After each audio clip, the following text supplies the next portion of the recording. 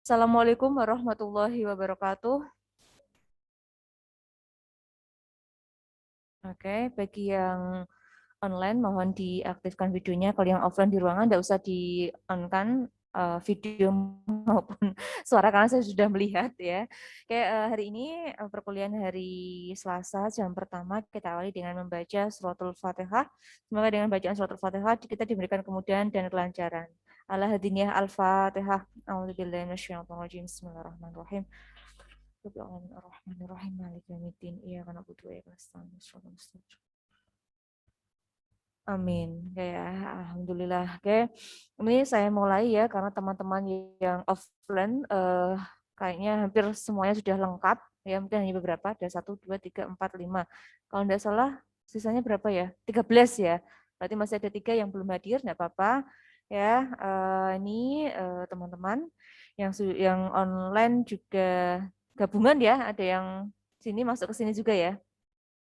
Oke ya, jadi ya masih 12 ya, 13 dengan saya plus yang gabungan yang ada di sini.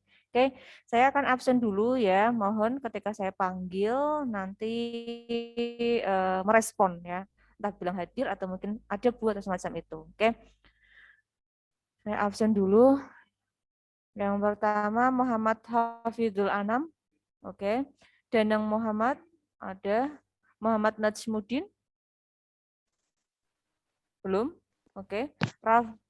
Raffi Raffi Raffi belum ada. Oh ada, Raffi ya. Kemudian Nisa. Oke. Tiara Nada. Tiara. Hadir, Bu. Hadir ya. Oke. Kemudian Windy. Oke. Uni. Uni. Hadir, Bu. Hadir. Kemudian Zakiatul. Zakiatul Ulia. Belum. Seni Erviana. Hadir. Nih ya. Anissa. Hadir, Bu. Oke. Muhammad Ismail. Muhammad Ismail. Ada? Nama Ismail di sini belum ada ya. Yuni? Hadir, Bu. Oke. Devananda? Hadir, Bu. Oke. Lela Isfani? Lela? Belum ada. Kemudian Sonia Miranda? Oh, udah datang ya, Mbak. Rafif Nur? Waalaikumsalam. Rafif? Belum. Yasirli? Oke. Sania? Oke. Auliani? Aulia? Mana Aulia? Belum ada. Ade, Ferry Irawan? Hadir, Bu. Hadir. Hari Satu Nisa? Hari Satu Nisa? Belum. Kemudian Ana Bariroh? Hadir, Bu. Nur Ayu? Oke. Eka Wahyu? Belum. Olivia Banati? Hadir ya. Oke, ini yang izin ya. Oke, sementara saya tidak memberikan langsung tanda tidak hadir. Ya, silakan masuk. Ya, saya nanti tak absen kembali kira-kira pukul 7:30. Jika pukul 7:30 tidak ada, berarti langsung saya tulis tidak hadir. Gitu ya. Kita sportif lah ya, menghargai teman-teman yang hadir dan bagi yang tidak ya sudah, karena kita juga diberikan hak untuk 2 hari atau 2 kali tidak mengikuti perkuliahan. Oke ya. Nah, saya ingatkan untuk teman-teman semua ya, untuk yang mengikuti offline atau online, khususnya yang offline, misal kalian mengalami atau belum bisa, itu tidak saya wajibkan ya. Saya tidak wajibkan, jadi saya tidak memaksa. Saya hanya mengikuti list yang dikirimkan Mbak Sania. Ya, Mbak Sania memberikan list nama-namanya siapa saja. Kemudian kalau kalian merasa belum siap untuk ikut offline, nggak apa-apa. Bilang saja di grup, Bu, saya pilihnya online saja. Mungkin alasannya lagi sakit atau mungkin masih di luar kota, belum ke Kudus, boleh. Jadi saya tidak memaksa. Ya, bagi yang mau hadir ya hadir tidak apa-apa. gitu ya untuk semuanya. Jadi misalnya minggu depan yang gantian offline misalnya ternyata ada beberapa teman yang sudah vaksin lagi, ada data baru lagi, ya itu bisa ikut. Tapi kalau misalnya belum siap lagi, ya enggak apa-apa. Intinya saya tidak memaksa. Itu keinginan dari pribadinya masing-masing. Kalau lebih nyaman online, ya online aja, enggak apa-apa. Ya, karena kita juga melakukan offline dan online. Ya, oke, semacam itu. Oke, teman-teman, mari kita mulai ya. Ini tampaknya sudah mulai lumayan dari total 27 ya. Kalian ada 27? Ya, ada 27 yang hadir. Ini totalnya ada 20-an ya yang offline maupun online. Oke, ya, karena ada yang double. Oke. Nah, sekarang saya sudah membagikan atau saya sudah mengupload materi di Vclass berkaitan dengan diksi. Mungkin teman-teman sudah ada yang mendownload, ya itu bisa dilihat kembali atau mungkin semalam silakan kalian pelajari ya. Saya yakin sudah dibuka-buka, dilihat, dibaca. Nanti hari ini kita bahas, ya. Nah, untuk tugas kalian yang kemarin ya. Bagi yang terkunci memang belum saya buka kembali ya. Jadi ini B ya. Bagi yang terkunci memang belum saya buka kembali. Ada beberapa yang aksesnya sebenarnya sudah dibuka tapi belum saya cek lagi. Ya, jadi mohon bersabar. Ini contohnya kalian A kok ya. Maaf saya lupa. Kalian A. Oke ya. A. Oke. Ada yang masih terkunci. Saya coba cek dulu punya Nisa apakah sudah dibuka. Oke, sudah dibuka ya. Punyanya Nisa, kemudian ada saya acak punyanya Windy, coba.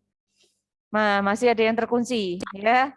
Oke, Windy di sini atau online? Oh, di sini ya, Win. Nih, Win ya. Oke. Jadi gini ya, teman-teman, ketika saya sudah memberitahu lewat grup misalnya ya, tugasnya sudah saya nilai ada beberapa yang terkunci. Silakan masing-masing itu cek sendiri. Kalau misalnya saya kan enggak tahu ya tampilan Vclass dari mahasiswa itu seperti apa ya. Jadi saya tidak bisa mencocokkan. Kalian cek di situ kalau misalnya ada catatan dari saya, misalnya akses belum dibuka, ya silakan segera dibuka. Caranya bagaimana? Biasanya sebelum kita kirim ke Google Drive, itu kan sebelum kita salin kopiannya, di bawah itu ada pilihan ya, kalau tidak salah ya. Ada 3 ya. Kalian pilih yang ketiga kalau tidak salah, 3. Itu semua orang bisa mengakses. Baru nanti kalian copy lagi, kirim lagi. Gitu ya. Jadi caranya seperti itu. Karena kemarin ada yang tanya, Bu, caranya gimana sih untuk buka link atau aksesnya yang terkunci? Caranya seperti itu. Ya. Nanti cobalah diotak-atik sama temannya. Gimana sih? Jadi nanti atau ke depannya kalian bisa sudah dibuka secara otomatis sehingga saya bisa menilainya. Jadi kita tidak kerja 2 kali. Kalian datang buka lagi, ngirim lagi kan semacam itu. Saya juga sama, harus membuka lagi, lihat lagi. Nah, semacam itu ya. Ini ada yang masih terkunci ya, Win. Nanti dibuka ya, Win ya. Ini contohnya ya. Mungkin yang online tidak bisa melihat ya. Oke, nah ini saya kembali lagi ke sini. Ya, semacam itu ya. Nanti saya koreksi kembali ya. Sekarang kita lanjutkan ke materi kita yang ke-6 ya. Materi kita yang ke-6 ini berkaitan dengan diksi. Udah kelihatan lagi ya. Oke. Materi yang ke-6 itu adalah diksi ya. Istilah diksi ini bukan sesuatu yang asing ya buat kita ya. Pas sekolah ketika membuat karangan pasti ada istilah diksi. Ketika membuat karangan pilihlah diksi yang tepat. Biasanya kan semacam itu. Nah, jadi ini bukan sesuatu yang baru. Ini saya hanya mempertegas kembali lah ya, mencoba mengingatkan kalian kembali apa itu diksi. Nah, diksi itu intinya adalah pilihan kata. Ya, kita memilih kata, itu yang namanya diksi. Nah, materi diksi nanti ada 5 yang akan kita pelajari, ada pengertian, ada ciri, makna, perubahan, dan pendayagunaan diksi. Jadi ada 5 hal yang akan kita pelajari. Nah, yang pertama yakni pengertian diksi. Kalau dari segi teori mungkin pengertiannya semacam ini ya. Pilihan kata dan penggunaan kata secara tepat untuk mewakili pikiran dan perasaan yang ingin dinyatakan dalam pola suatu kalimat. Atau lebih mudahnya ya, yang namanya diksi adalah memilih kata yang tepat. Ya, kata yang tepat untuk menggambarkan apa yang dipikirkan oleh si penulis misalnya, kalau itu berupa tulisan. Intinya semacam itu. Jadi ketika kalian nulis, ketika kalian membuat kalimat, pilihlah kata yang tepat, yang efektif, ya, tidak ambigu, sehingga pembaca atau misalnya kalau itu diucapkan, pendengar itu paham maksud yang kalian sampaikan. Terkadang ada orang yang pinter, tapi ketika diminta menyampaikan itu susah. Itu ada yang model seperti itu. Ya, dulu saya pernah punya guru ya waktu SMA fisika ya, ngajar fisika. Kalau dulu kan penjurusannya itu ketika kelas 3 ya. Dulu istilahnya kelas 3, kalau sekarang kan 12 ya. Tapi kalau sekarang kan penjurusannya sudah mulai di kelas 10 ya, 10 kayaknya udah mulai. Mungkin ada yang 11 juga ya. Mungkin 10 baru penyaringan, nanti pemantapan di kelas 12 kan seperti itu. Nah, ada guru fisika, beliau itu pinter, saya akui ya, kalau mengakui beliau itu pinter. Tapi ketika diminta untuk menjelaskan, beliau itu kayak kesulitan menyampaikannya. Jadi hanya beberapa yang paham, yang lain itu lebih ke ini maksudnya seperti apa sih, kayak gitu. Ya, jadi orang pinter belum tentu bisa menyampaikan dengan baik. Maka untuk melatih keterampilan menulis dan berbicara, karena menulis dan berbicara itu kan juga saling terkait ya, sambil dikaitkan lagi dengan membaca, intinya kan semacam itu ya. Jadi kalian harus melatih keterampilan menulisnya agar kalimat atau karangan atau karya yang kalian buat itu bisa dipahami ya, untuk menyusun makalah misalnya atau menyusun karya ilmiah yang lainnya. Beda ketika teman-teman menyusun karya sastra. Karya sastra memang kita mengutamakannya adalah keindahan. Maka pilihan kata atau diksi yang biasanya kita pergunakan itu yang berbelit-belit, ya kan? Mau menggambarkan perasaan sedih aja harus melewati apa ya misalnya ya, tidak langsung to the point ya, katakanlah kalau kita mau kuliah rumahnya Ngembel mau ke IAIN dadak muter dulu ke arah sini misalnya, Mbae misalnya yang sebelah utara muter nanti sampai ke alun-alun muter lagi akhirnya sampai ke sini. Itu kalau misalnya nyusun sastra boleh semacam itu ya, muter-muter ya kan. Tapi kalau menyusun karya ilmiah, kalau lewatnya rumahnya Ngembel ya kita ambil jalan yang cepat itu. Ada jalan cepat, kenapa cari jalan yang muter-muter, ya, langsung to the point. Nah, itu yang membedakan antara karya ilmiah dan non ilmiah. Ya. Jadi pinter-pinterlah memilih kata. Karena apa? Masing-masing kata itu nanti kan punya ada sinonimnya. Iya kan?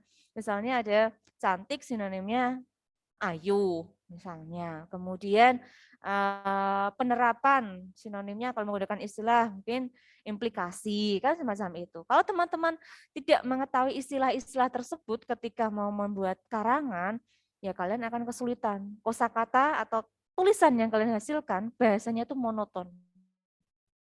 Monoton, tidak ada gregetnya, ibaratnya semacam itu. Contohnya ketika kalian kemarin mengerjakan tugas ya tanda baca ya. Ya, tanda baca ini. Kemarin kan saya berpesan supaya teman-teman ini apa istilahnya? Membuat contoh sendiri ya. Ada yang beberapa membuat contoh sendiri tapi nanti di tengah-tengah oke lah saya kopas saja terlalu lama misalnya ya. Kopas. Nah, saya membaca kalimatnya itu kalimat yang masih tatarannya ini belum ke mahasiswa ibaratnya. Kalau mahasiswa biasanya tidak seperti ini, biasanya lebih ilmiah lagi, lebih panjang, kemudian tidak yang terlalu sederhana. Tapi kalau teman-teman kemarin sederhana, misalnya yang tanda titik itu loh ya, tanda baca titik. Saya hari ini berangkat ke Kudus, dah selesai.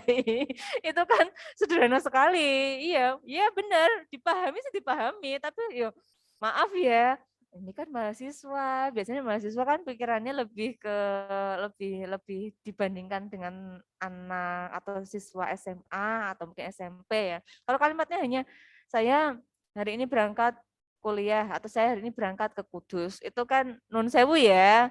Itu kan kayak siswa SMP pun bisa membuat kalimat seperti itu. Nah, bagi teman-teman, supaya keterampilan menulisnya itu lebih oke, perlu kita memperbanyak membaca. Intinya membaca. Kita baca-baca artikel atau mungkin bacaan buku penunjang ya, misalnya tentang metode ilmiah atau mungkin mata pelajaran apa, mata kuliah apa. Kalian baca-baca itu akan membantu dalam perbendaharaan kata, memperbanyak kosakata. Caranya seperti itu. Pertama males, memang males. Kebiasaan baik itu pasti banyak sekali hambatannya. Kayak wis niat sandinge wis disediakno makanan, minuman sembilan ibaratnya ya. Kemudian baca, wis posisinya juga sudah posisi belajar yang siap. Lagi maca satu halaman wis aduh mumet ya tinggal. Nah, tinggal sedul tinggal sedul sampai berjam-jam nonton TV, main, makan, chattingan, nah sebagainya. Memang betul kebiasaan baik itu butuh pengorbanan ya. Sama dengan saya, ya saya bisa bilang seperti ini karena saya juga pernah ya, atau saya melakoninya. Nulis itu sesuatu yang susah. Nulis itu susah sebenarnya. Kenapa saya bilang susah? Kalau asal tulis gampang, tapi kalau tulisan yang berbobot atau ada isinya itu yang susah. Tapi setelah kita coba dilatih dengan tadi ya baca-baca, ya mau tulisan apa sih? Kalau mau tulisannya sastra ya kita memperbanyak baca novel, cerpen. Kita baca. Kalau puisi ya lihat ke puisi. Kalau ke karya ilmiah ya baca artikel. Nanti kalau terbiasa nulis itu akan mengalir dengan sendirinya. Ya, walaupun hasilnya belum bagus untuk yang tahap pertama, tapi ya kita mulai, kita mau berusaha dan niat ya, insya Allah kita makin lama ya makin pandai. Sama seperti ini, nulis ya. Saya minta teman-teman buat kalimat misalnya, pasti kalimatnya semacam itu tadi. Ya. Oke ya. Terus kalimat itu kan ada polanya ya, kalau dalam bahasa Indonesia sama dengan bahasa Inggris ya, ada grammarnya, ada tata bahasanya. Kita nyusun kalimat itu harus jelas subjek dan predikatnya. Utamanya kan itu. Objek pelengkap keterangan itu hanya menambahilah ibaratnya. Paling tidak kalimat kan ada subjeknya, ada predikatnya, ada apa dan siapa. Intinya kan seperti itu. Tapi ketika kita nyusun, kadang subjeknya double atau predikatnya yang double. Nah, itu akan mengakibatkan kalimat yang kalian hasilkan menjadi tidak efektif. Nah, diksi ini nanti ada kaitannya ke kalimat efektif. Oke ya. Jadi hindari kata-kata bersinonim ya ketika menyusun kalimat. Kemudian ini ragam tulisan apa yang akan saya tulis itu juga harus diperhatikan. Oke ya. Jadi kalau membuat kalimat yang efektif intinya ya to the point saja, tidak usah ribet gitu ya. Dan yang pasti tidak menimbulkan makna ganda atau ambigu. Itu yang namanya kalimat efektif berkaitan dengan diksi. Oke. Nah, diksi itu sendiri ada beberapa ciri. Ada 3 ciri ya berkaitan dengan diksi. Oke. Yang pertama intinya adalah tepat. Kata yang dipilih itu tepat. Intinya gitu. Ya namanya tepat ya sesuai kebutuhan, ya kan. Saya mau menyampaikan gagasan ini, ya pilihlah kata yang tepat. Analoginya tadi ibaratnya, saya mau ke IAIN. Kalau saya di Ngembal ya udah tinggal ikuti aja jalan lurus aja sini. Nggak usah belok ke kanan ke kiri. Ibaratnya kalau kalian belok ke kanan, belok ke kiri ya, harus muter lagi. Itu ibaratnya kalimat yang kalian hasilkan itu mubet-mubet gitu loh ya. Tidak langsung ke to the point-nya saja. Intinya apa gitu ya. Kemudian di sini kata yang dipilih itu berkaitan dengan nuansa makna dan nilai rasa. Nilai rasa. Nah ini penting ya. Hati-hatilah ketika memilih kata, utamanya dalam bahasa tulis maupun bahasa lisan. Ya. Nilai rasa itu berkaitan dengan positif dan negatifnya di telinga. Ya, nilai rasa yang positif ataukah itu yang negatif. Misalnya, saya ada kata bodoh, misal. Yang kedua ada kata kurang cerdas. Nah, dua kata ini sebenarnya kan mirip ya, maknanya kan mirip, ya kan. Tapi kalau kita kaitkan dengan nilai rasa itu, ternyata maaf bodoh dengan kurang cerdas itu lebih enak didengar yang mana? Kurang cerdas. Nah sepele, tetapi kalau kita tidak hati-hati memilih kata, maka akan menyinggung perasaan dari si pendengar. Jadi kita pilihnya bukan yang bodoh tetapi kurang cerdas. Maksudnya seperti itu. Ini yang namanya nilai rasa positif dan negatif. Ya. Kemudian ciri yang ketiga, intinya ya, inti dari ciri yang ketiga ini dalam lingkup masyarakat, ya kan, itu kan memiliki banyak sekali perbendaharaan kata ya. Nah itu bisa kita pilih, intinya semacam itu. Oke, ya, itu cirinya. Kemudian yang selanjutnya makna dan jenis ya.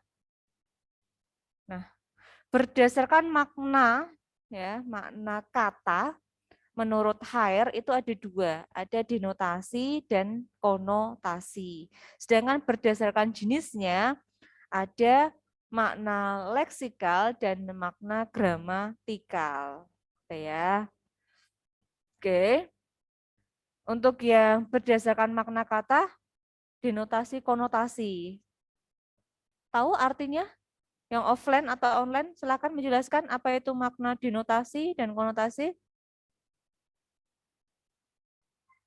Ini sudah sering loh, sudah pernah loh. Makna denotasi, apa itu makna denotasi? Arti yang sebenarnya, tidak ada makna kias. Ya, kalau di situ kursi, arti kursi ya tempat untuk duduk fungsinya, ya kan. Tapi kalau itu makna konotasi, berarti makna tidak sebenarnya atau mengandung makna lain atau kias. Nah, saya sama ada kata kursi, tetapi kalau kalimatnya yang pertama, ayah memperbaiki kursi, nah itu artinya adalah denotasi. Tetapi kalau para pejabat memperebutkan kursi di DPR, nah ini kursi di sini bukan berarti kursi ini yang kalian duduki ditarik-tarik, itu bukan. Tapi kursi di sini mengandung makna beda, yakni jabatan atau kedudukan. Nah, itu yang namanya konotasi dan denotasi. Harus paham juga ya.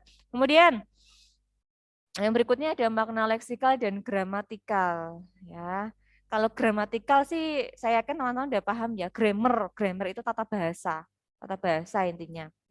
Ya, tata bahasa itu ya ada imbuhan, kemudian ada pengulangan, ada kata hubung atau konjungsi, itu gramatikal ya. Sedangkan kalau makna leksikal intinya atau biar mudah mengartikan secara umum itu adalah makna kata yang sesuai dengan kamus. Intinya gitu aja. Ya, makna kata sesuai dengan kamus. Berarti di sini kita bisa menyimpulkan kalau makna kata sesuai dengan kamus berarti kursi ya definisi dari kursi ya. Tapi kalau yang gramatikal itu tadi kan berhubungan dengan grammarnya atau tata bahasa ya. Berarti ada imbuhan. Imbuhan itu untuk pertemuan yang lalu kita udah bahas ada awalan, akhiran, awal akhir, sisipan. Kemudian kalau untuk yang konjungsi atau namanya adalah komposisi itu ya ada konjungsi koordinatif, subordinatif, kemudian ada antar paragraf, ya kan, antar klausa. Nah, itu berkaitan dengan makna gramatikal. Nanti untuk memperdalam lagi teman-teman bisa searching ya di Google itu ada banyak informasinya, silakan nanti dicek ya. Kemudian yuk kita lihat ini sebentar ya. Berkaitan dengan makna denotasi dan konotasi. Oke. Ya, kita lihat. Ya nomor 1. Baik yang online offline, yang nomor 1. Angin pantai menyapu wajahku. Ini makna deno ataukah kono? Konotasi. Iya, Eko dan yang lainnya. Iya, ini adalah konotasi. Yang kedua, badai topan juga tanpa belas kasihan menghantam usaha kios buku debu. Dino apa kono? Dino apa kono? Dino. Ya nek ora dino ya kono. Ya kono lah, kono lah. Ya. Ini yang offline bingung, Deno atau Kono? Ya kalau nggak Deno ya pasti Kono ya, karena memang pilihannya ada dua ya. Badai ini ya menghantam usaha kios. Ini Deno ataukah Kono? Apa yang online? Apa yang denotasi? Apakah bisa badai itu menghantam? Yang bisa menghantam siapa? Nah, oke ya. Kalau kalimatnya semacam ini bukan deno tapi yang konotasi. Kecuali kalau kalimatnya Eko menghantam, misalnya ya, Eko menghantam Rafif bertubi-tubi atau mungkin menghantamkan tubuh Rafif ke tembok misalnya. Nah itu beda kalau itu adalah denotasi. Ya. Yang nomor 3, Ardi memesan kopi pahit di kedai pamanku. Jelas sekali ya, ini dinotasi. Kalau yang keempat tadi udah dijawab ya. Yang kelima terakhir, bunga yang kutanam telah bersemi. Apa iki? Deno apa kono? Denotasi ya, bunga yang kutanam telah bersemi ini makna yang sebenarnya. Kecuali kalau kalimatnya saya ganti apa ya tadi ya. Anissa bunga desa. Nah, misalnya, Anissa nggak denger ya, makanya nggak senyum ini ya. Oh, senyum, denger ya. Oke, dengar nggak Anissa? Tadi kalimatnya apa, Sa? Nah, kayak ini kayaknya di kampus ya, kalau lihat background belakangnya ya. Pojokan, di pojokan sini. Oh, oke ya. Iya, oke. Sa, kalau kamu ada di kampus tadi kenapa nggak sekalian aja ke sini ruangan, Sa, ya? Oke, boleh kok ya. Itu saya ingatkan lagi ya, daftar itu hanya formalitas. Misalnya ada yang tidak bisa, dia ada yang bisa ya masuk aja, enggak apa-apa gitu ya. Ya, Sa ya. Oke, ini Sa kayak orang hilang ya di pojokan gitu ya saya. Hati-hati Sa ya, jangan di pojok terus Sa. Pindah posisi lah ya. Oke ya. Oke. Oke, kita lanjutkan. Jadi teman-teman sudah bisa membedakan ya, mana yang dinotasi, mana yang konotasi. Gampang kok ya. Nah, kemudian kalau tadi pengertiannya tadi sudah ya. Intinya ini ya. Intinya semacam ini ya. Kemudian makna yang leksikal, kalau pengertiannya ini, leksikal itu dapat diidentifikasi dari satuan bahasa ya, yang tidak tergabung dengan satuan lingual yang lainnya. Maksudnya dia berdiri sendiri. Kayak kata, ya contohnya kata misalnya ada meja, ada kursi, ada jalan, itu termasuk leksikon atau makna leksikal. Tapi kalau sudah menjadi berjalan itu sudah berubah menjadi gramatikal, ada imbuhan be-nya. Kayak. Nah, kita kembali ke yang jenis makna leksikal dan gramatikal. Oke, ada beberapa jenisnya. Untuk yang makna leksikal ada 5 ya. Ada sinonim, antonim, homonim, homofon, homograf, hipernim, ada hiponim, ada juga polisemi. Kalau untuk yang pertama sinonim sudah tahu ya artinya ya? Apa? Persamaan kata ya. Antonim, nah oke, berarti lawan kata. Sekarang yang ketiga, homonim. Persamaan bunyi. Oke. Homo itu artinya kan sama ya. Name itu artinya nama. Berarti ibaratnya tulisan, ucapan itu sama. Yang beda hanya maknanya. Contohnya, jalan. Darah. Oke. Apa? Oh ya, golongan darah, maksudnya darah daging ya. Oke, darah daging. Oke, bisa ya. Donor darah itu menyalurkan atau memberikan, mentransfer, kemudian yang darah daging itu berkaitan dengan keturunan ya atau anak ya. Oke, ya bisa. Homofon, bunyi lafalnya sama, bunyi dan lafal sama. Yang beda tulisannya. Contohnya bank ya, ada bank siapa ini saya lupa. Apa namanya? Danang ya. Oke. Ada bank Danang sama bank misalnya Danamon misalnya, oke ya. Oke. Homograf yang sama ejaannya, yang beda lafal dan maknanya. Contohnya ya apel dan apel. Misalnya Danang malam minggu apel ke rumah Sania membawa buah apel. Nah, itu contohnya ya misalnya. Jadi satu kalimat langsung ada bentuk homografnya ya. Nah, contohnya seperti itu. Oke, kalau hipernim.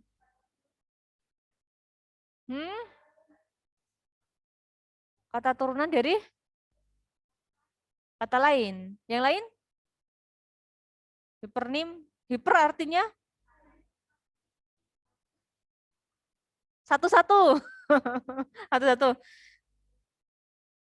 Kata yang mewakili banyak kata. Kata yang mewakili banyak kata. Atau lebih mudahnya kita menyebutnya adalah kata umum.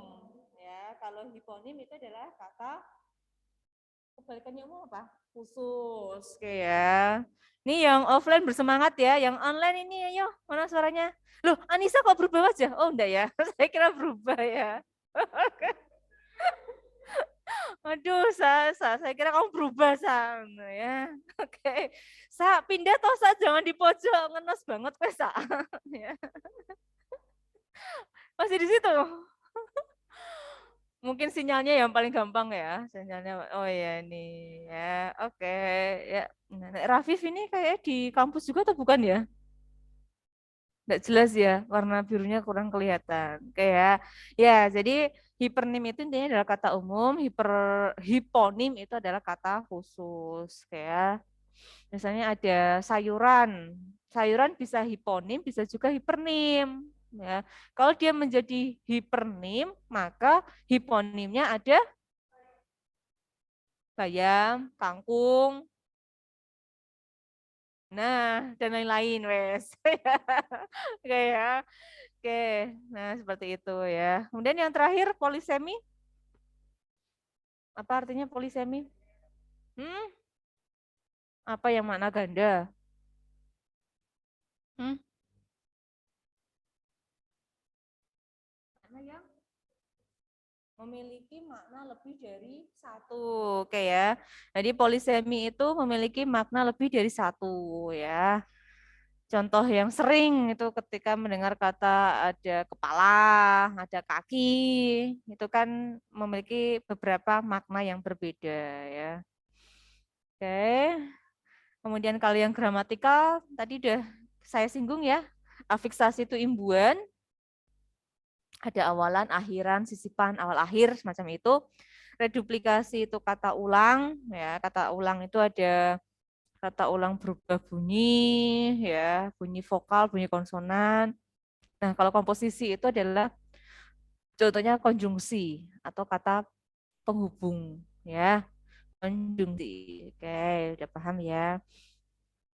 Selanjutnya ini tadi sudah, oh ini yang berikutnya perubahan makna ya. Jadi makna itu mengalami perubahan menjadi 6 istilah. Ada istilah meluas, ada menyempit, ameliorasi, peorasi, asosiasi, dan sinestesia. Oke. Ini kalau zaman saya sekolah itu SMA ada. Kalau kalian zaman sekolah SMA ada tidak bahas ini? Tidak ada ya? Tidak ada ya? SMP ada? Tidak ada juga ya. Oke, berarti beruntunglah zaman saya ya. Masih ada. Jadi ketika ditanya itu langsung paham. Oke ya, hilang lagi ya. Oke ya. Jadi ada istilah maknanya itu meluas. Meluas itu intinya ya makna sekarang cakupannya lebih luas dibandingkan dengan makna dahulu. Oke ya. Contohnya ada kata berlayar. Ya, berlayar. Yang namanya berlayar itu kan pasti mengarungi samudra dengan menggunakan namanya berlayar. Berarti ada layarnya. Itu kalau dulu. Nah sekarang semua jenis kegiatan yang ada di lautan, entah itu pakai kapal yang ada layarnya, atau pakai kapal mesin, semua dinamakan berlayar. Nah, jadi cakupan sekarang itu lebih luas ya. Nah, itu contohnya. Kemudian kalau menyempit berarti kebalikannya. Makna sekarang lebih sempit dibandingkan dengan makna dahulu. Contohnya itu sarjana. Ya, sarjana. Kalau dulu sarjana ini artinya adalah orang yang pinter, orang pinter. Pinter bukan berarti orang pinter nyembur-nyembur itu bukan ya, bukan paranormal ya, beda ya. Orang yang pintar. Tapi kalau sekarang, apakah lulusan SMA, SMK, nek pinter dipanggil sarjana kan tidak. Sarjana itu sekarang lebih sempit, harus lulus ya, menempuh pendidikan S1 baru disebut sebagai sarjana. Kayak jadi dulu maknanya luas tapi sekarang menjadi sempit. Contoh yang lain, misalnya ada kata madrasah ya. Kalau dulu menyebut madrasah itu ya semua sekolah. Tapi kalau sekarang madrasah itu hanya untuk sekolah ya agama Islam. Sekolah lain tidak non Islam tidak disebut madrasah. Kayak itu yang namanya menyempit. Oke. Kemudian nah ameliorasi itu antonimnya adalah peorasi. Ya. Dari namanya saja Amelia sama peorasi bagus yang mana? Amel. Nah, cara mengingatnya gampang. Berarti ameliorasi itu ibaratnya adalah memiliki nilai rasa yang lebih tinggi, sedangkan peorasi nilai rasanya lebih rendah. Contohnya tadi yang saya ucapkan, ada kata maaf ya, bodoh. Bodoh itu maksudnya amel atau peo? Maksudnya adalah peo, peorasi, ya, karena nilai rasanya rendah. Misalnya lagi, ada kata tim dengan komplotan. Yang ameliorasi yang mana? Tim, komplotan, peorasi. Nah, itu ya bedanya. Oke. Nah, sekarang coba kalian cek di Google yang asosiasi. Asosiasi itu yang bagaimana? Kalau contohnya itu amplop. Asosiasi itu apa? Asosiasi. Persamaan sifat. Oke, benar ya. Asosiasi itu persamaan sifat. Amplop itu fungsinya apa toh? Naruh surat kan sebenarnya ya, menaruh barang penting kan. Kalian kalau misalnya mau melamar pekerjaan itu kan pasti ditaruh di amplop toh. Ngirimnya kan pakai amplop. Jadi sesuatu yang sangat berharga. Nah, diasosiasikan amplop itu kalau sekarang adalah suap. Karena yang dimasukkan di dalam amplop itu tidak hanya berkas-berkas penting atau misalnya kertas-kertas biasa, tetapi lebih ke uang atau suap. Jadi contoh asosiasi di sini itu misalnya adalah amplop. Nah, kalau kita mendengar kata amplop, analogi kita, asosiasi kita pasti langsung menuju ke situ. Ah, mesti untuk suap iki. Nah, kayak apa kondangan misalnya ya. Karena mungkin teman-teman ada yang lulus SMA langsung nikah misalnya, kancane SMA diundang misalnya. Kayak apa ngamplopi piro? Bukan berarti kan apa ngisi kertas piro, surat apa piro kan tidak ya, tapi lebih ke kamu mau ngasih uang berapa sih? Nah, mungkin di Riau ada istilah itu enggak? Amplop. Maksudnya kalau kondangan amplopnya berapa? Ada istilah gitu. Oh, berarti sama ya di Riau dengan ini. Kamu sampai di Kudus hari apa, Mbak? 2 minggu yang lalu ya? Oke. Oke. Kamu ngekos di sekitar kampus barat ya? Ya, ya. Hati-hati ketika beradaptasi dulu ya. Ya. Orang rantau sih ya, soalnya orang rantau. Ya kita kan namanya orang kan waspada juga ya. Kita perlu adaptasi itu perlu waspada juga ya. Ketika memilih atau apa. Kalau ngekos ini karena saya juga dulu ngekos juga sama keluar masuk ruangan kalau bentuknya itu rumah, kos-kosan rumah, keluar masuk itu kunci terus ya, walaupun itu bentuknya rumah. Apalagi yang bentuknya nggak rumah, langsung depan itu apa namanya, pintu keluar lah ya ibaratnya ya. Jadi keluar masuk itu dikunci. Kita kan nggak tahu yang namanya orang kan, ada yang punya niatan baik, ada yang niatan tidak ya gitu. Karena saya pernah dulu keluar masuk kamar tidak saya kunci, akhirnya ya kehilangan ya. Terus akhirnya saya pindah kos, saya tidak mau di kos itu lagi ya. Oke. Kemudian yang terakhir adalah sinestesia. Sinestesia ini artinya adalah pertukaran panca indera, intinya itu ya. Indera apa dengan apa misalnya? Contohnya? Contohnya aja. Contohnya. Kalau kalau saya misalnya contohnya gini, suara kamu empuk ya. Suaranya empuk. Suara harusnya pakainya pendengaran. Tapi kenapa saya menyebutnya empuk? Empuk itu berkaitan dengan lidah ya ibaratnya ya, pengecap juga ya. Jadi di sini ada pertukaran panca indera. Suaranya empuk didengar misalnya, atau suaranya empuk sekali. Nah, itu bisa masuk ke sinestesia. Contoh yang lain misalnya kalau dari kalian apa? Apa? Ya udah kembangkan sendiri wes. Timbang bingung. Mukanya? Ya, bisa juga. Mukanya manis atau wajahnya ya, jangan muka ya. Wajahnya atau parasnya. Kayak, kayak kalau muka kan rada nilai rasanya kurang pas ya. Ya, kalau kita mau memuji, kita pilih kata yang bagus semua. Ya, kalau pakai wajah kan kurang pas. Muka juga lebih ke parasnya ya. Parasnya manis. Nah, gitu. Bukan berarti terus kamu penasaran di jilat. Oh, orang kok bu kecut ngono. Nah, itu bukan. Ini namanya sinestesia. Jadi itu berkaitan dengan perubahan makna kayak jadi mempelajari bahasa sebenarnya ya asik juga ya kalau kita tahu caranya gitu ya. Oke, eh, sebelum membahas yang terakhir ada yang mau ditanyakan dulu silakan. Silakan. Saya sambil absen lagi ya. Penasaran apakah sudah ada? Ini ya. Oke.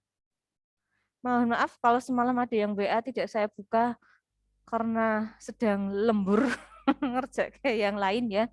Yang penting saya sudah menulis di grup ya untuk ruangannya saya serahkan kalian sebenarnya.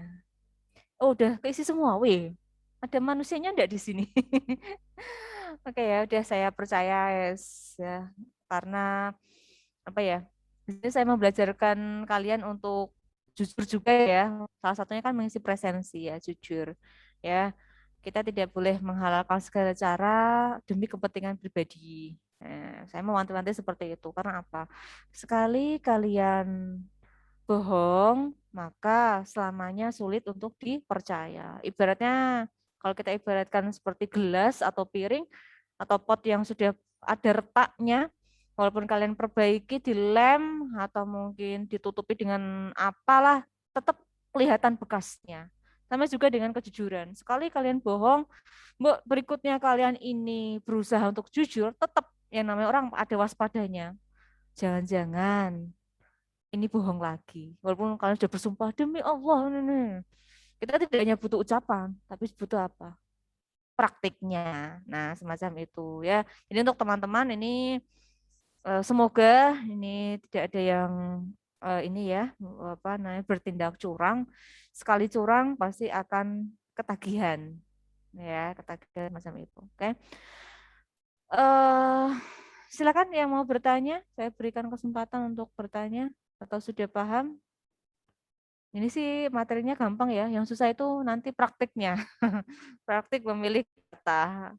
Untuk soalnya tak barengke dengan yang kalimat efektif saja lah. Jadi lebih gampang ininya, analisisnya. Oke, tidak ada yang bertanya?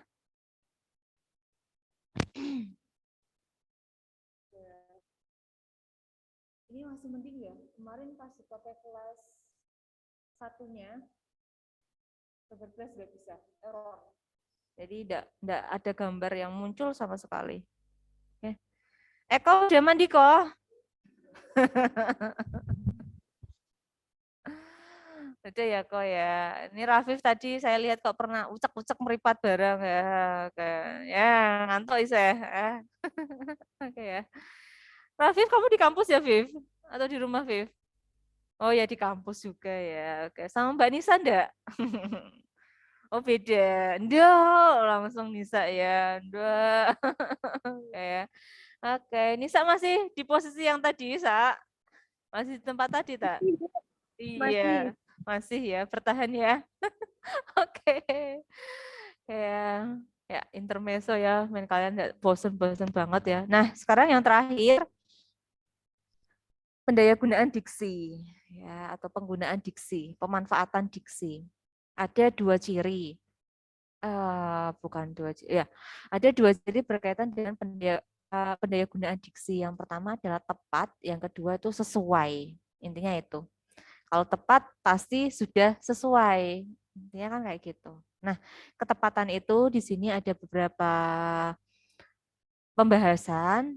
Intinya ya, saya ambil intinya saja. Intinya itu kita bisa memilih ini dinotasi ataukah konotasi. Intinya gitu.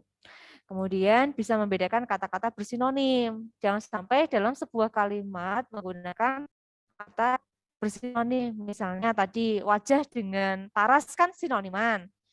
Setiap hari Sania membersihkan wajah sehingga parasnya tampak bersih. Nah, ini kan dalam satu kalimat ada dua kata yang sinonim. Nah, ini caranya bagaimana? Kita konsisten mau pilih yang mana? Apakah wajah ataukah paras? Kayak lebih tepatnya yang wajah deh. Nah, kita ambil yang wajah.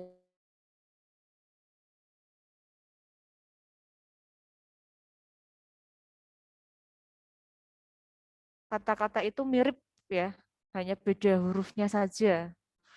Misalnya kata apa ya? Sama mirip. Implikasi dengan implikatur misalnya. Kan terdengar hampir sama, implikasi, implikatur. Padahal maknanya berbeda. Kemudian ini menghindari kata-kata ciptaan sendiri. Misalnya dalam suatu komunitas biasanya kan ada bahasa tertentu yang diketahui di komunitas itu. Nah, ketika menulis itu ya dihindari karena apa? Yang tahu kan berarti hanya komunitas itu, komunitas lain tidak mengetahui. Kemudian kalau yang kesesuaian diksi hampir sama sebenarnya. Di sini ada menghindari jargon, menghindari ungkapan-ungkapan usang atau idiom yang sudah lama, ya kan? Kemudian dalam penulisan jangan mempergunakan kata percakapan atau bahasa lisan. Iya, karena kita menggunakan bahasa tulis ya, pakai bahasa tulis. Nah, intinya seperti itu ya. Jadi tepat dan sesuai. Oke. Nisa, yang aduh, yang kelihatan kalau Nisa terus yang dipanggil Delala, yang kelihatan di sini Nisa kok ya, punya saya. Yang saya tuh yang terlihat tuh punya Nisa. Nah, ada Mbak Zakia. Oh, Mbak Zakia udah hadir ya. Hanya fotonya ya. Ada orangnya enggak ini? Oke ya. Oke, yang lain juga udah hadir. Devanda, kamu kenapa kepalanya pusing? Oh, langsung ya. Oke. Devanda udah hadir ya. Nah, kemudian ini. Oke, Ismail juga sudah ada. Ya, oke. Sampai di sini, ada yang mau ditanyakan? Silakan. Kita tidak usah terlalu serius ya. Oke. Intinya ini ya, diksi, kepilihan kata. Cukup? Cukup? Oke, kalau cukup berarti bisa saya akhiri? Bisa ya. Nanti untuk memperdalam pengetahuan kalian bisa cari di gadget kalian ya. Jadi jangan hanya untuk update status, follow-follow. Nah, tapi gunakanlah gadget sekali-sekali untuk inilah cari-nyari info, pengetahuan terkait dengan mata kuliah yang kalian terima. Gitu ya. Oke, kalau tidak ada yang bertanya, kita akhiri perkuliahan pada hari ini dengan membaca hamdalah bersama. Alhamdulillahirabbil alamin. Oke. Semoga perkuliahan pada hari ini bermanfaat untuk kalian semua ya. Kita ketemu lagi minggu depan. Saya enggak usah woro-woro ya. Gini aja, untuk yang minggu depan berarti rollingan yang kemarin. Itu aja ya, rollingan. Jadi enggak usah saya jelaskan nanti yang offline ini enggak usah ya, tapi langsung paham sendiri ya. Oke. Tapi jika yang jatahnya offline delalah sakit atau tidak bisa berhalangan hadir, saya perbolehkan online. Gitu aja. Oke. Terima kasih, ketemu lagi minggu depan. Wassalamualaikum warahmatullahi wabarakatuh. Waalaikumsalam warahmatullahi wabarakatuh. Oke ya, saya izin live ya semuanya.